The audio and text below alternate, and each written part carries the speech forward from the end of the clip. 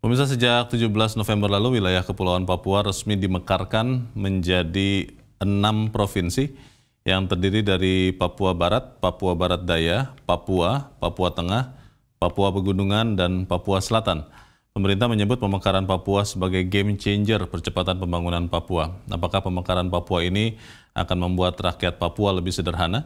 Untuk membahasnya sudah bergabung melalui sambungan telekonferensi Direktur Eksekutif Komite Pemantauan Pelaksanaan Otonomi Daerah atau KPPOD, Arman Suparman, dan ekonom sekaligus Direktur Eksekutif Segara Institute, Peter Abdullah. Pak Arman dan Pak Peter, selamat siang. Selamat siang, Bang Leo. Selamat siang, Bang Leo. Ya, saya ingin ke Pak Arman dulu. Pak Arman, apakah kalau menurut KPPOD, pemekaran Papua saat ini memang dibutuhkan, sudah tepat dilakukan saat ini? Dan bagaimana kabarnya dengan otonomi khusus Papua, Pak Arman? Ya, kalau ditanya soal efektivitas pemekaran, apakah itu akan berdampak kepada peningkatan kesejahteraan masyarakat Papua? Menurut kami itu masih sebatas mimpi ya, atau harapan gitu ya. Nah, kalau kita melihat hasil evaluasi terhadap DOB selama ini di luar wilayah otonomi khusus Papua, gitu ya. Misalnya di tahun 2007 ada evaluasi dari Bappenas, kemudian tahun 2011 sampai 2012 ada evaluasi dari Kementerian Dalam Negeri, ya. Dari beberapa evaluasi itu saja menunjukkan bahwa mayoritas daerah otonomi baru itu masih pada kinerja gagal, gitu ya. Jadi ini juga yang menyebabkan pemerintah pusat pada tahun 2014 mengeluarkan moratorium DOB untuk menghentikan seluruh proses pembentukan daerah, terutama terkait pemekaran, agar ada waktu untuk melakukan evaluasi, gitu ya. Nah, dari hasil evaluasi seperti ini saja menurut kami, kalau kita mengatakan bahwa pemekaran Papua, Papua Barat, kemudian itu menjadi jalan menuju kesejahteraan, jangan dulu gitu ya. Karena menurut kami kita butuh sebenarnya satu evaluasi yang komprehensif terhadap seluruh DOB, baru kita mengambil langkah lanjut, yaitu pemekaran termasuk di wilayah otonomi khusus di Papua dan Papua Barat. Itu Mas. Kalau melihat sebetulnya apa ukurannya kalau Pak Arman mengatakan bahwa ini masih harapan saja untuk meningkatkan kesejahteraan rakyat dengan pemekaran? Apa sebetulnya ukuran yang dipakai, Pak? Apakah memang indeks pembangunan manusia atau pertumbuhan ekonomi atau apa, Pak? Ya, kalau kita melihat tujuan otonomi daerah itu adalah kesejahteraan, dan di dalam Undang-Undang 3 tahun 2014, jalan menuju kesejahteraan itu adalah pelayanan publik, pemberdayaan masyarakat, dan juga peningkatan daya saing. Ya, kita lihat satu persatu gitu ya.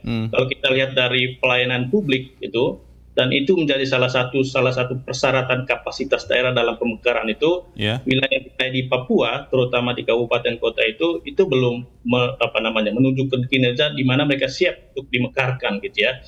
Lihat saja misalnya hasil kepatuhan standar pelayanan publik yang dikeluarkan oleh Ombudsman baru-baru ini di tahun 2020, itu masih berada di zona merah, terutama untuk kabupaten di dua wilayah itu, di provinsi Papua dan Papua Barat gitu ya.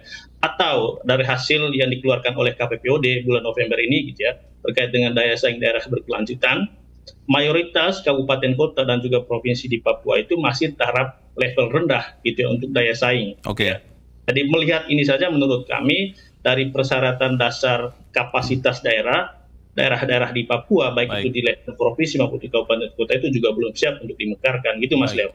Saya ingin ke Pak Peter. Pak Peter, kalau Anda lihat sebetulnya dari sudut pandang ekonomi, Pak, apakah memang benar ketika daerah-daerah dimekarkan, dalam hal ini kita bicara Papua, menjadi 6 provinsi, secara teoretis pertumbuhan ekonominya akan lebih baik, akan lebih buruk, atau tidak berubah kalau biasanya terjadi selama ini, Pak Peter?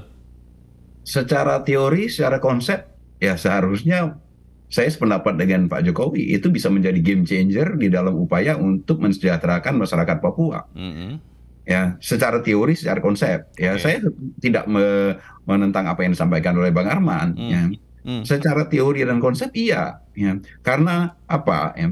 Coba bayangkan Papua. Ya. Papua itu luar biasa besarnya. Berapa kali Pulau Jawa. Selama ini hanya satu provinsi. Ya. Ada dua, sudah ada dua, Pak Peter. Ya, ada Papua dan Papua Barat selama ini kan? Sekarang Papua tapi dibagi dua pun itu masih berapa kali Pulau Jawa itu sebenarnya. Masih terlalu luas maksudnya? Masih sangat terlalu luas. Coba bayangkan untuk Jayapura, yang Papua, yang itu dengan wilayah sampai Merauke. Jarak dari Jayapura sampai ke Merauke itu, karena saya pernah di sana, itu untuk kita ke Jayapura, ke Merauke itu kita harus melewati gunung tertingginya Indonesia, ya, kondisi geografis ya, yang jadi sulit ya. Jangkauan ya, dari pemerintah untuk memperhatikan, untuk benar-benar meresapi apa yang dibutuhkan oleh masyarakat itu sangat sulit. Ya. Jadi memang agar supaya keberadaan dari pemimpin itu ada di tengah masyarakatnya untuk merasakan dan kemudian mengambil kebijakan-kebijakan yang terbaik untuk masyarakatnya, memang yang terbaik ya menurut saya memang pemekaran. Kalau pemekaran itu tadi dalam kondisi seperti yang dikatakan Pak Arman, Pak Peter, bahwa sumber daya manusianya masih dianggap belum siap. Nanti dengan 2 provinsi masih belum siap dijadikan 6 provinsi, 5-6 provinsi. Apakah kemudian bisa menjadi lebih bagus kualitas sumber daya manusianya?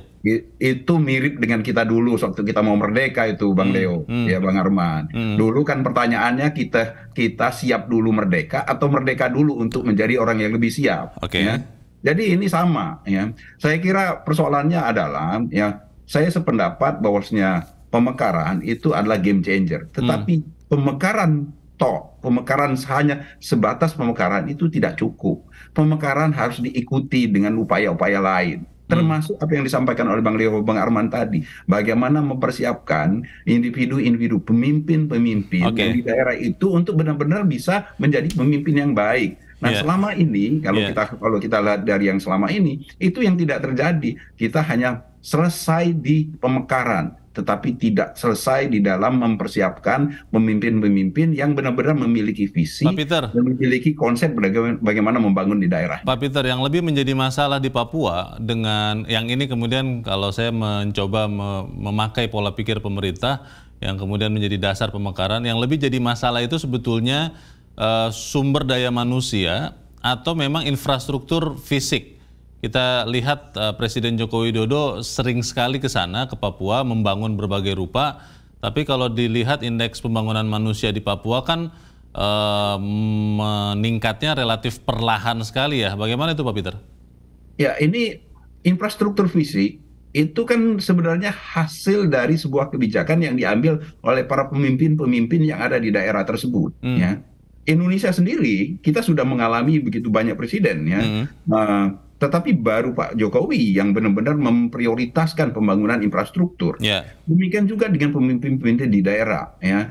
Pemimpin-pemimpin di daerah juga tergantung sekali ya kepada kualitas, kepada visi dari pemimpinnya mendahulukan seperti apa. Jadi maksud Pak Peter, pemimpin di daerah sekarang ini yang sudah ada Pak, yang sebelum dimekarkan, memang pemimpin daerah di Papuanya kurang mampu untuk meningkatkan IPM di Papua? Ya, boleh dikatakan masalah Papua ini sebenarnya kompleks ya. Kita tidak bisa menyamakan pembangunan di Papua dengan pembangunan di daerah lain. Saya kira Pak Arman juga sangat tahu itu. Baik, Pak Arman, kalau lihat sebetulnya kan dana begitu banyak ya dikucurkan selama ini ke Papua. Ada dana otonomi khusus, ada dana-dana yang lain. Sebetulnya masalahnya ada di mana sih Pak? Kemudian sampai harus Papua ini dibelah-belah lagi, dibuat lagi daerah otonomi baru dengan harapan tadi kata Pak Peter, teorinya akan mempercepat dan juga memperbaiki pembangunan. Sebenarnya masalahnya ada di mana Pak? Ya, kalau kita melihat anggaran yang digelontorkan ke Papua itu cukup besar ya, baik dari dana otsus maupun dana tambahan infrastruktur triliunan, di atas ratusan triliun gitu ya, sampai ini gitu ya.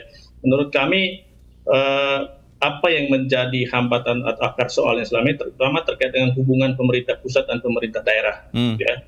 Terkait dengan hubungan pusat dan daerah itu kan bicara hubungan kewenangan, kemudian hubungan keuangan, dan juga hubungan pembinaan dan pengawasan gitu ya. Terutama kedua yang terakhir itu, hubungan pembinaan pengawasan dan juga hubungan keuangan. Yang menurut kami ini yang masih menjadi pekerjaan rumah kita terutama untuk menilai seberapa jauh efektivitas dana otsus atau dana tambahan infrastruktur itu. Gitu ya. Misalnya saja, saya angkat contoh di hubungan keuangan ya. Ada 2% sekarang 2,25% tambahan dana otsus gitu ya. Nah pertanyaannya adalah bagaimana hasil evaluasi yang dikeluarkan oleh pemerintah, bagaimana tindak lanjutnya. Yang selama ini menurut kami ini yang belum diperhatikan terutama oleh pemerintah pusat gitu ya. Misalnya ada masalah kesehatan, masalah pendidikan yang itu berpengaruh besar terhadap capaian IPM di Papua dan Papua Barat gitu. Dan menurut kami kita jangan hanya menyalahkan di level lokalnya atau di aras daerahnya, gitu ya, tetapi terutama seperti apa fungsi Binwas yang dikeluarkan atau yang dilakukan oleh pemerintah pusat, terutama Kementerian Dalam Negeri dan juga Kementerian Keuangan. Pak Arman, gitu ya. kalau orang Papua asli sendiri, Pak, orang saudara-saudara kita yang asli dari Papua, sebetulnya punya kemampuan tidak, punya kapasitas tidak untuk membangun daerahnya masing-masing, Pak? Kalau dalam konteks itu menurut kami kita optimis gitu ya, bahwa masyarakat atau orang asli Papua itu punya kapasitas yang luar biasa gitu. Tetapi yang menjadi pekerjaan rumah kita adalah bagaimana mengoptimalkan kapasitas-kapasitas yang sudah ada terkait dengan SDM di Papua. Dan menurut kami untuk konteks Papua, pekerjaan rumah paling besar atau energi yang bisa dikeluarkan adalah oleh pemerintah pusat, terutama dalam melakukan asistensi teknis atau bimbingan teknis atau peningkatan kapasitas terhadap seluruh SDM di Papua, tidak hanya di internal pemerintah di level birokrasi, tetapi juga masyarakat di non pemerintahnya, masyarakat sipil, media massa, atau orang asli Papua yang berkarya di luar wilayah pemerintahan. Karena menurut kami pengawasan yang dilakukan oleh pemerintah pusat itu tidak cukup atau terbatas kapasitasnya. Dan kita butuhkan adalah pengawasan dari organisasi atau komponen masyarakat sipil gitu ya, yang ada di Papua gitu. Pak Peter, sebetulnya kalau Anda melihat apa yang dilakukan terakhir, memekarkan Papua menjadi 5 menjadi 6 provinsi total, itu sebenarnya motifnya karena motif ekonomi untuk mensejahterakan rakyat Papua, atau lebih ke motif politis, Pak? Ada yang mengatakan memang untuk menjaga keutuhan Papua akhirnya diberikanlah otonomi ini. Menurut Pak Peter seperti apa? Saya ahli ekonomi. Itu dia, saya mau tanya menurut Bapak bagaimana, Pak? Jadi ini memang kompleks ya. Dari sisi ekonomi saya melihat ada argumentasi yang kuat ya untuk melakukan pemekaran ya. Dan itu tidak hanya di Papua sebenarnya. Baik. Saya sependapat dengan Bang Arman bahwasanya pemekaran itu harus dievaluasi ya. Tetapi evaluasi yang disampaikan oleh Pak Arman tadi itu sudah cukup lama. Seharusnya evaluasi itu seharusnya sudah menghasilkan sesuatu untuk perbaikan bagaimana kita melakukan pemekaran. Karena yang perlu dipemekarkan tidak hanya di Papua, tapi banyak daerah-daerah lain yang juga memerlukan kebijakan itu. Masalahnya adalah di Undang-Undang Otonomi Daerah sebetulnya ada opsi juga bukan hanya memekarkan, tapi kembali lagi ke daerah induk kalau kemudian dinilai tidak berhasil pemekarannya. Tapi apa itu bisa juga terjadi? Kita akan jeda dahulu Pak Arman dan Pak Peter, dan pemirsa tetap bersama kami, Zona Bisnis segera kembali. Dan pemirsa, kita masih bersama dengan Direktur Eksekutif Komite Pemantauan Pelaksanaan Otonomi Daerah, Arman Suparman, dan Ekonom sekaligus Direktur Eksekutif Segara Institute, Peter Abdullah. Pak Arman, kalau melihat kasus Papua ini kan khusus ya, ketika daerah-daerah lain mau dimekarkan dalam level provinsi itu ditahan begitu rupa. Tapi di Papua akhirnya disetujui, bahkan bersepakat DPR memutuskannya. Kalau Anda lihat sebetulnya, apakah keputusan untuk memekarkan provinsi di Papua ini diambil dengan pertimbangan matang, atau memang cukup tergesa-gesa, Pak Arman? Ya, kalau kita melihat kenapa Papua itu diperlakukan khusus gitu ya, karena memang amanat Undang-Undang 2 tahun 2001 terkait revisi Undang-Undang Khusus yang memberi ruang untuk pemekaran di wilayah Papua, sementara di luar wilayah Papua itu masih berlaku moratorium DOB gitu ya. Kemudian yang kami lihat memang ketika ada ruang yang begitu besar, bahkan legal diberikan oleh undang-undang gitu ya, dan menurut kami ini benar-benar dimanfaatkan oleh semua pihak yang ingin meningkatkan kesejahteraan masyarakat Papua, katanya ya. Menurut kami kalau lihat proses pembahasan RUU-nya saja itu tampak tergesa-gesa gitu ya. Dari tiga RUU sebelumnya ya, Papua Tengah, Papua Pegunungan, kemudian Papua Selatan, kemudian diikuti lagi dengan Papua Barat Daya, bahkan sekarang sudah ada lagi wacana terkait dengan pemekaran dari Papua Barat Daya lagi gitu ya, setelah Papua Barat kemarin ya. Menurut kami lihat dari sisi waktunya saja itu begitu cepat gitu ya, tergesa gitu. Sementara dari sisi substansi, saya ngambil contoh saja misalnya dari persyaratan dasar kewilayahan di Papua Selatan itu jumlah kabupatennya 4 gitu ya. Padahal kalau lihat persyaratannya di Undang-Undang Pemda ya 5 minimal kabupatennya. dari situ saja menurut kami proses perancangan naskah kebijakan kemudian RUU sendiri itu berlangsung begitu cepat gitu Mas. Kira-kira motifnya apa itu Pak Arman? Ya, kalau kita melihat motif yang selalu dikeluarkan oleh pemerintah pusat dan juga oleh DPRD ya sangat mulia ya, peningkatan pemerataan pembangunan, efisiensi pelayanan publik gitu ya. Yang menurut kami dari catatan kami ini masih sebatas harapan gitu ya. Yang tentu ini kita mesti dukung juga dengan beberapa perbaikan tadi, misalnya terutama soal penataan hubungan pemerintah pusat dengan pemerintah di provinsi di Papua, dan juga terkait dengan perbaikan penataan kapasitas di level daerahnya. Pak Peter, kalau bicara nilai Papua bagi NKRI secara keseluruhan, saya maksud nilai ini adalah nilai ekonomis juga Pak. Ini kan besar sekali ya, di Papua ada semua, Freeport saja sampai pemerintah pusat itu berani melawan kekhawatiran, kesangsian untuk mengambil alihnya sebagai milik Indonesia. Tapi kalau melihat pembangunan yang terjadi di Papua, indeks pembangunan manusia, pendapatan asli daerah di Papua, dibandingkan dengan besaran dana otonomi khusus yang ada ke sana, itu relatif tidak efektif. Masalahnya ada di mana Pak Peter? Ya, itu tadi Bang Leo, ya saya sebutkan masalah di Papua ini kan kompleks ya. Tidak cukup dengan uluran uang ya, di mana dengan otonomi khusus ya, memang pemerintah sudah mengalokasikan ya dana bagi hasil, dana otonomi khusus yang sangat besar kepada Papua. Tetapi kan terpulang pada akhirnya itu terpulang kepada bagaimana Papua sendiri yang membangun daerahnya. Ya. Kan sekarang ini era otonomi daerah sebenarnya kan sangat ditentukan oleh daerah itu sendiri. Ya, bagaimana mereka memanfaatkan semua sumber daya yang mereka miliki, baik itu dana maupun juga kewenangan di dalam pengelolaan dana tersebut. Nah sekarang ini memang makanya saya dalam hal ini saya sependapat dengan Bang Arman ya, kesiapan dari Papua ya dengan untuk melaksanakan semua kewenangan yang mereka miliki itu ya, itu akan menjadi tantangan besar ya untuk mewujudkan secara konsep benar bahwasanya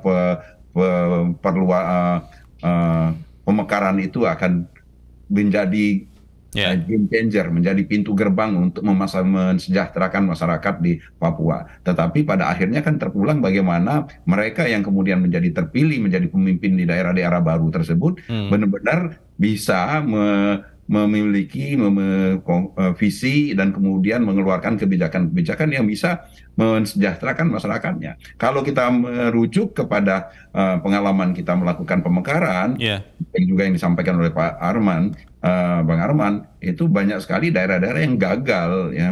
Mereka sangat antusias memekarkan daerah, tetapi begitu selesai terjadi pemekaran, mereka menjadi pemimpin di daerahnya, mereka lupa bahwa tugas mereka tidak hanya sekedar sampai di pemekaran, tetapi justru adalah lebih jauh lagi membangun daerah itu sendiri. Pak Arman, katakanlah kita iakan dulu ya, kita terima dulu pemekaran ini, dan kita berbaik sangka bahwa ini akan mensejahterakan masyarakat. Tapi faktanya kan sekarang pejabat kepala daerahnya itu dijabat oleh pejabat. Ada satu yang definitif, tetapi diduga tersangkut kasus hukum, korupsi, begitu. Kira-kira di masa-masa awal pemekaran ini, apakah kemudian akan bisa efektif dengan pemimpin yang bukan orang definitifnya, Pak Arman?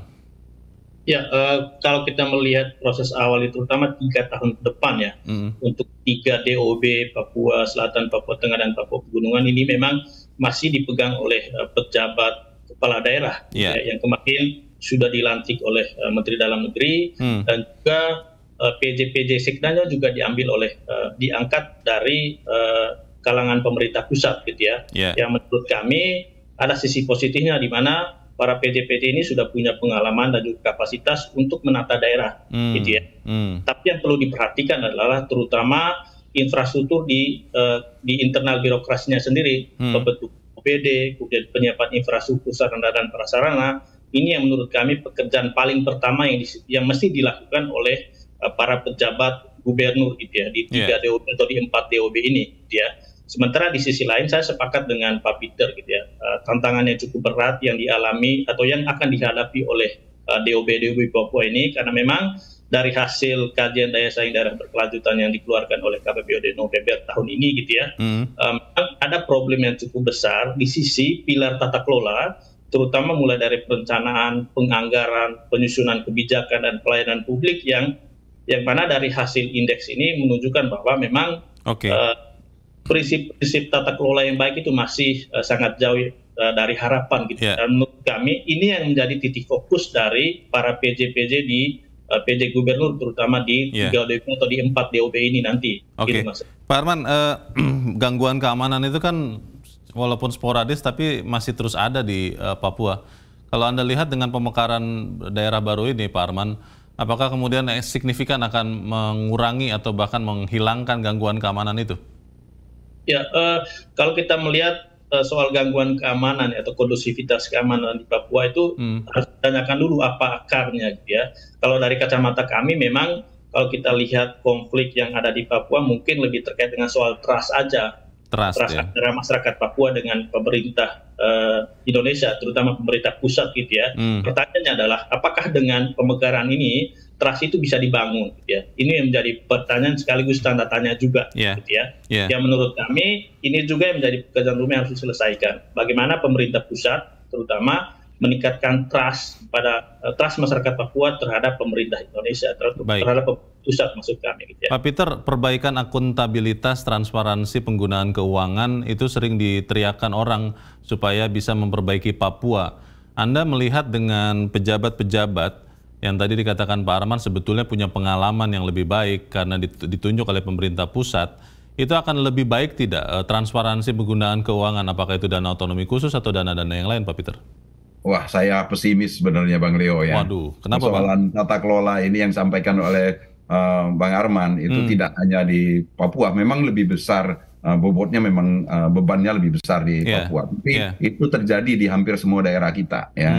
Di kabupaten kota yang jumlahnya 500-an, persoalan tata kelola itu masih menjadi sangat tantangan ya, tantangan besar bagi kita ya. Nah, apalagi khususnya di Papua ini saya sejujurnya sangat pesimis, dan inilah yang saya kira juga menjadi kekhawatiran dari teman-teman di KPPOD yang terkait dengan yang kita disebutkan oleh Bang Arman tadi, terlalu terburu-buru ya, tidak siap ya, karena memang tantangannya sangat besar terutama di tata kelola ini. Terakhir singkat saja Pak Peter, kira-kira apa yang harus segera dilakukan dalam waktu singkat Pak, nanti setelah itu Pak Arman juga, untuk kemudian memastikan pemekaran baru Papua ini bisa efektif Pak? Pak Peter dulu.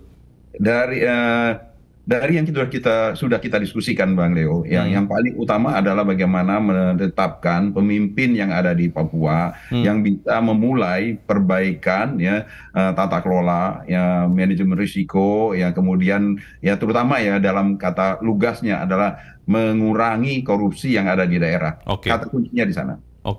Pak Arman, Pak, singkat saja Pak, silakan. Yang mesti dilakukan oleh para PJ ini menurut kami adalah konsolidasi horizontal, di mana para PJ ini mesti berkonsolidasi dengan seluruh stakeholders di level lokal, dan juga konsolidasi vertikal dengan pemerintah pusat gitu ya. Bagaimana memanfaatkan fungsi Binwas pemerintah pusat itu untuk mendorong DOB Papua agar bekerja optimal. Gitu Pak. Baik. Kita harap saja bahwa pemekaran provinsi Papua menjadi 5 atau 6 provinsi ini betul-betul bisa mengangkat kesejahteraan rakyat di Papua. Kita doakan supaya para pejabat ataupun nanti yang definitif ingat dengan sumpah atau janjinya ya untuk mensejahterakan rakyat dan tidak menyelewengkan dana-dana yang ada. Saya berterima kasih kepada Direktur Eksekutif KPPOD Arman Suparman dan Direktur Eksekutif Segara Institute Peter Abdullah. Pak Arman dan Pak Peter, selamat siang Pak.